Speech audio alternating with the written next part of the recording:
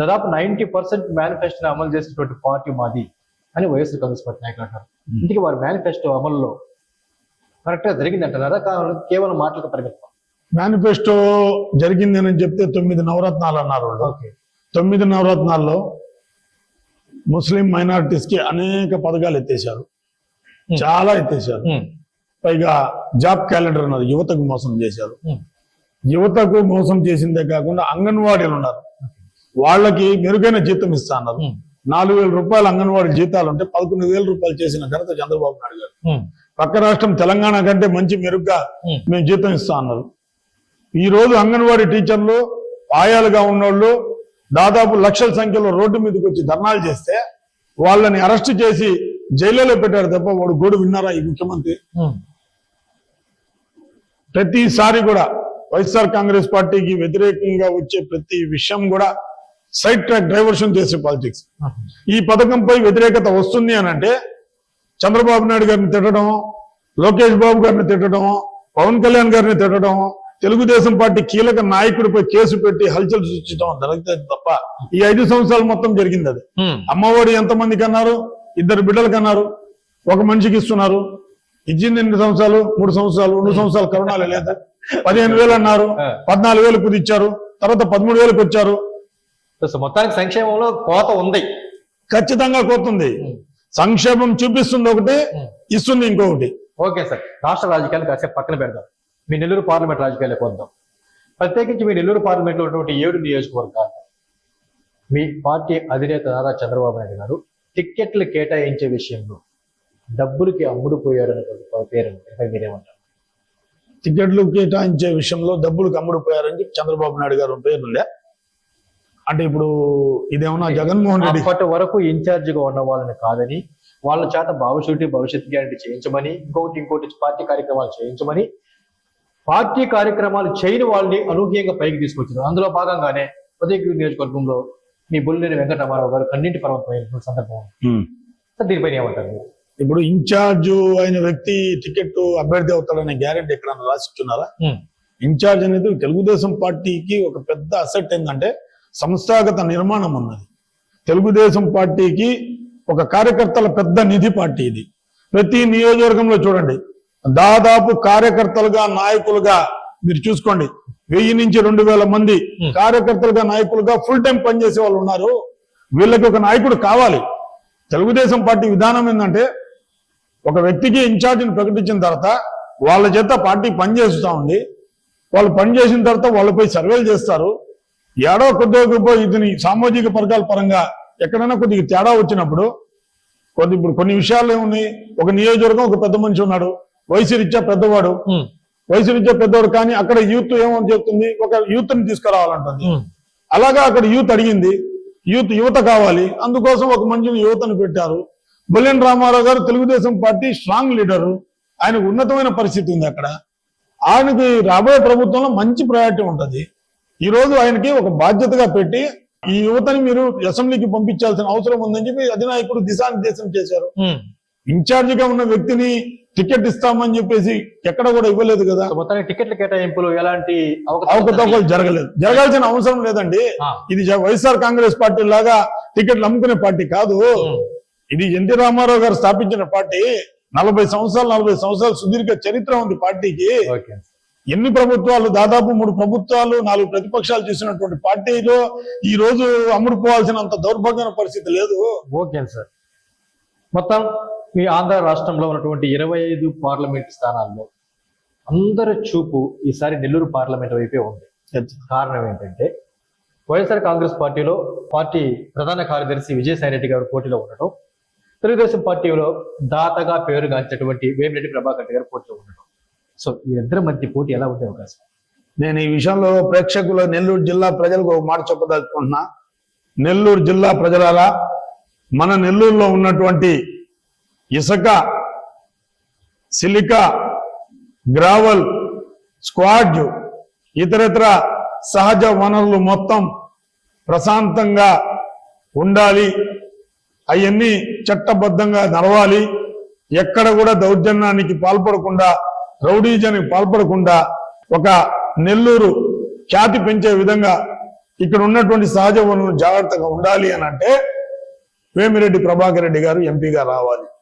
ఎందుకు చెప్తున్నానంటే వేమిరెడ్డి ప్రభాకర్ రెడ్డి గారికి ఒక పారిశ్రామికవేత్తగా, ఒక దాతగా, ఒక విద్యాదాతగా, ఒక జలదాతగా, ఇలాగా ఒక మంచి ఆధ్యాత్మిక కార్యక్రమాలు వీటన్నిటి చేసేటువంటి సొంత నిధులతో చేసేటువంటి వ్యక్తి వేమిరెడ్డి ప్రభాకర్ రెడ్డి గారు. ఈయనకు ఈ యొక్క సహజ వనరులు దోచాల్సిన అవసరం కానీ, కావాలంటే తన సొంత నిధులు పెట్టి సేవా కార్యక్రమాలు చేసేటువంటి వ్యక్తి కాబట్టి వేమిరెడ్డి ప్రభాకర్ రెడ్డి గారే ఉండాలి. విజయసాయి రెడ్డి ఎందుకు ఉండకూడదు అని అంటే, ఒక ఆంధ్రప్రదేశ్ రాష్ట్రంలో విశాఖపట్నం అంటే, ఈ ఆంధ్రప్రదేశ్ రాష్ట్రంలో విశాఖపట్నం అంటే ఒక మంచి ఒక మెట్రోపాలిటన్ సిటీలో ఎక్కడైతే ఉంటాయో దాన్ని ఆ విశాఖపట్నంలో పోతే ఓహో ఈ ఊరు ప్రశాంతంగా ఉండి ఇలా ఉండాలి అనుకునే యావత్ ఆంధ్రప్రదేశ్ రాష్ట్ర ప్రజలు అటువంటి దగ్గర దారుణాలు పాల్పడి ల్యాండ్ కబ్జాలు, ఋషికొండలు అమ్మేయటం ఇలా చేసినటువంటి విజయసాయి రెడ్డి గారు ఆయన అవసరమా? ఒక పారిశ్రామికవేత్తగా రాష్ట్ర జిల్లా మొత్తం మంచి సత్సంబంధాలు ఉన్నటువంటి వ్యక్తి, అలాగే ఒక మంచి విద్యాదాతగా, ఒక ఆధ్యాత్మిక కార్యక్రమాలు చేసిన ఒక మంచి పెద్ద మనిషిగా ఉండేటువంటి వ్యక్తి, సౌమ్యుడుగా అందరితో కలుపుకోలుగా ఉండేటువంటి వ్యక్తి అవసరమా? నెల్లూరు జిల్లా ప్రజలందరూ గమనించుకోవాలని గమనించి తీర్పు ఇవ్వాలని కోరుకుంటున్నారు. ఖచ్చితంగా తీర్పు. ఓకే, మరి ఇదే విషయానికి నెల్లూరు రూరల్ నియోజకవర్గంలోని శాసనసభ పోటీ చేసిన అభ్యర్థుల గురించి మాట్లాడదాం. మరి ఆదాల గురించి, కోటమిరెడ్డి శ్రీధర్ గారి గురించి మాట్లాడాల్సి వస్తే వీళ్ళిద్దరి మధ్య ఎలాంటి నాయకత్వ లక్ష్యాలు ఉన్నాయంటారు? అంటే విజయసాయి రెడ్డి గారి గురించి, వేమిరెడ్డి గారి గురించి మీకు తెలిసిన స్పష్టంగా చెప్పారు. మరి వీరిద్దరు ఎలా ఉంటారు? అంటే నాకు ఎందుకంటే ఇప్పుడు విజయసాయి రెడ్డి గారు, జగన్మోహన్ రెడ్డి గారు ప్రకటించారు విజయసాయి రెడ్డి నెల్లూరు పార్లమెంట్ అభ్యర్థిని, ఆయన పోటీ చేస్తాడని ఒక నమ్మకం ఉంది. విపిఆర్ గారు తెలుగుదేశం పార్టీ నెల్లూరు పార్లమెంట్ అభ్యర్థి, ఆయన పోటీ చేస్తాడు. నెల్లూరు రూరల్ నియోజకవర్గంలో రూరల్ అభ్యర్థి శ్రీధర్ రెడ్డి గారు, అది కన్ఫర్మ్. ఓకే, ఇది కన్ఫర్మ్ కానప్పుడు నేనేం చెప్పాలండి? సీట్ కేటాయించారు కదండి. కేటాయించారు, ఆయన ఉండాలి కదా. ఆ గ్యారంటీ మాకు తెలియదు, లేదు. అది నేను చెప్పేది. ఆ గ్యారంటీ వాళ్ళ కార్యకర్తలే ఇచ్చే పరిస్థితుల్లో లేదు. దాని గురించి నేనెందుకు అనవసరంగా? ఇప్పుడు శ్రీధర్ రెడ్డి గారు దాదాపు వాళ్ళ కుటుంబం 100 రోజులు 110 రోజులు ఒక నియోజకవర్గం మొత్తం తిరిగారు. వాళ్ళు ఇబ్బంది పడ్డారు. ఆడవాళ్ళ కష్టాలు చెప్పాల్సిన అవసరం లే. ఇళ్లలో అనేక ఇబ్బందులు ఉంటాయి, వాళ్ళ పర్సనల్ కూడా ఉంటాయి. ఇవన్నీ ఇబ్బందులు పక్కన పెట్టి నా భర్త, మా తండ్రి అనే కాకుండా ప్రజల్లో ఉండాలి అనే ఆలోచనతో ఉదయం 6 గంటల నుంచి ఎండలో మధ్యాహ్నం 12 గంటలు ప్రతి డోర్ టు డోర్ తిరిగి ప్రజలను అభ్యర్థిస్తున్నారు. నిత్యం ప్రజల్లో ఉండేటువంటి వ్యక్తి శ్రీధర్ రెడ్డి, ప్రజలతో మమేకం ఉండేటువంటి శ్రీధర్ రెడ్డి, రూరల్ నియోజకవర్గాన్ని కాపాడేటువంటి శ్రీధర్ రెడ్డి, రూరల్ నియోజకవర్గం అభివృద్ధి పరిచేటువంటి వ్యక్తి శ్రీధర్ రెడ్డి, కుల మతాలకు అతీతంగా ఉండేటువంటి వ్యక్తి శ్రీధర్ రెడ్డి, పార్టీలకు అతీతంగా ఉండేటువంటి శ్రీధర్ రెడ్డి, ఓటేయండి నుంచి అభ్యర్థిస్తున్నారు. ఇక్కడ ఆ పరిస్థితి ఇక్కడ లేదు కదా. ఈ రోజు మళ్ళా కోడ్ రాష్ట్రం, దేశం మొత్తం కోడ్లో ఉంది. 2వ విడత కార్యక్రమం మళ్ళా మొదలు పెట్టారు. ఈ రోజు శ్రీధర్ రెడ్డి గారు, నేను ఒక్కనే రాజకీయాలు లేను, నేను ఉన్నానంటే నా కుటుంబం మొత్తం ప్రజల కోసం ఉన్నారు అనే ఆలోచనతో పెళ్లిళ్ళు అయిపోయినా కూడా బయట రాష్ట్రాల్లో ఉన్నా కూడా ఈ రోజు కూతుర్లు వచ్చేసి డోర్ తిరుగుతున్నారు, సతీమణి తిరుగుతా ఉంది. సోదరుడు చూస్తే నిత్యం 24 గంటలు అందుబాటులో ఉన్నాడు పార్టీ ఆఫీస్ లో. ఏ ప్రజలకు ఏ కష్టం వచ్చినా నిమిషాల్లో స్పందిస్తున్నారు. ఎవరైనా కార్యకర్త బాధపడ్డాడు అంటే ఇంటికాడికి పోయి కూర్చొని మాట్లాడుతూ ఉన్నారు. వాడేమన్నా చిన్నపాటి అవసరాలను తీరుస్తున్నారు. ఇవన్నీ జరుగుతూ ఉన్నాయండి. సో కాబట్టి రూరల్ నియోజకవర్గంలో వైఎస్ఆర్ కాంగ్రెస్ పార్టీ నుంచి ఎవరు అభ్యర్థి అయినా సరే తెలుగుదేశం పార్టీ విజయం ఖాయమని ఈ రకంగా మీరు చెప్పేశారు. ఖచ్చితంగా ఖాయమని అంటున్నాను. ఎందుకంటే అర్హత కలిగిన వ్యక్తికి కాకపోతే రూరల్ ప్రజలు వేరే వాడికి ఓటు వేసే అంత అవివేకులు అయితే నెల్లూరు రూరల్ నియోజకవర్గ ప్రజలు నేను అనుకోవట్లేదు. ఓకే సార్, ప్రత్యేకించి మీ అంటే నెల్లూరు జిల్లాలో ఉన్నటువంటి 7 పార్లమెంట్, నెల్లూరు పార్లమెంట్ 7 నియోజకవర్గాల్లో లేని విధంగా ఒక్క నెల్లూరు రూరల్ నియోజకవర్గం లేని ఎందుకు పండగలాగా చేరికల వాతావరణం జరుగుతుంది? కారణం ఏంటి?